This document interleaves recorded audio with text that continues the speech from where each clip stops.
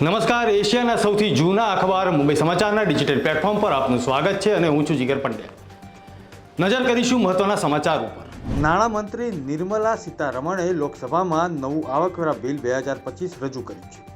અગાઉ 7 ફેબ્રુઆરી 2025ના રોજ કેન્દ્રીય મંત્રીમંડળે આ બિલને મંજૂરી આપી હતી।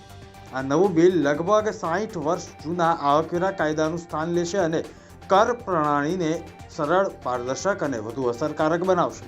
રાજ્યસભામાં આજે સરકાર તરફથી વકફ સુધારા બિલ અંગે સંયુક્ત સંસદીય સમિતિ દ્વારા તૈયાર કરવામાં આવેલો રિપોર્ટ રજૂ કરવામાં આવ્યો, જેના પર જોરદાર હોબાળાની સ્થિતિ જોવા મળી।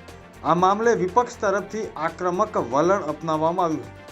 ભારે હોબાળા વચ્ચે રાજ્યસભામાં વકફ બિલ અંગે જેપીસીનો રિપોર્ટ રજૂ કરવામાં આવ્યો। દેશની રાજધાની નવી દિલ્હીમાં રાષ્ટ્રીય સ્વયંસેવક સંઘે પોતાનું નવું અને ભવ્ય કાર્યાલય બનાવ્યું છે। આધુનિક સુવિધાઓથી સજ્જ આ આરએસએસ કાર્યાલય લગભગ 4 એકરમાં ફેલાયેલું છે। સંઘનું આ કાર્યાલય 13 માળની ભવ્ય ઇમારતથી બનેલું છે। તેમાં કુલ 300 રૂમ અને ઓફિસો છે। ગુજરાતમાં ગીર લેન્ડસ્કેપમાં પ્રોજેક્ટ લાયનનો અમલ કરવામાં આવ્યો છે। ગુજરાત રાજ્યની માહિતી મુજબ એશિયાઈ સિંહોની વસ્તીમાં થયો છે વધારો। છેલ્લા 3 વર્ષ દરમિયાન એશિયાઈ સિંહના રક્ષણ માટે ભંડોળની ફાળવણીમાં પણ કરાયો વધારો। કોટાના દિલ્હી મુંબઈ એક્સપ્રેસ વે પર 57 શ્રદ્ધાળુઓ સાથે મહાકુંભથી પરત ફરતી બસની ટ્રક સાથે ટક્કર થતાં જ 3 લોકોના મોત થયા છે। 2 લોકો ઘાયલ થયાના સમાચાર છે। યાત્રાળુઓ પ્રયાગરાજથી મધ્યપ્રદેશના મંદસૌર પરત ફરી રહ્યા હતા। અયોધ્યામાં શ્રી રામ મંદિરના મુખ્ય પૂજારી આચાર્ય સત્યેન્દ્ર દાસનું નિધન। આચાર્ય સત્યેન્દ્ર દાસને અયોધ્યાની સરયુ નદીમાં અપાઈ જળ સમાધિ। મહાકુંભમાં ગુજરાત પેવેલિયનમાં 2235 યાત્રિકોએ ઉતારો મેળવ્યો।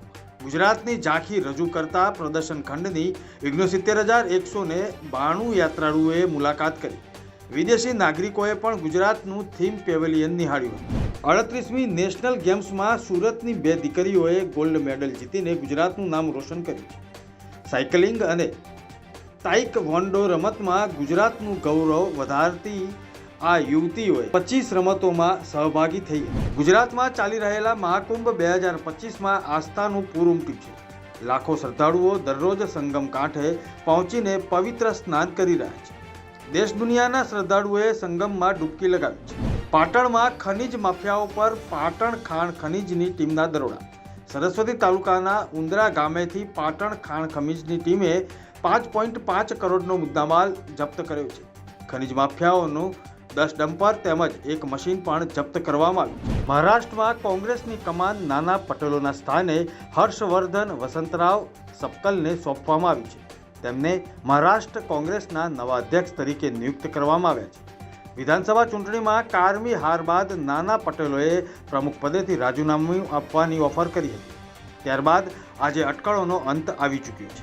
મણિપુરમાં લાગુ થયું રાષ્ટ્રપતિ શાસન। હિંસા વચ્ચે મુખ્યમંત્રી બીરેન સિંહે આપ્યું હતું રાજીનામું।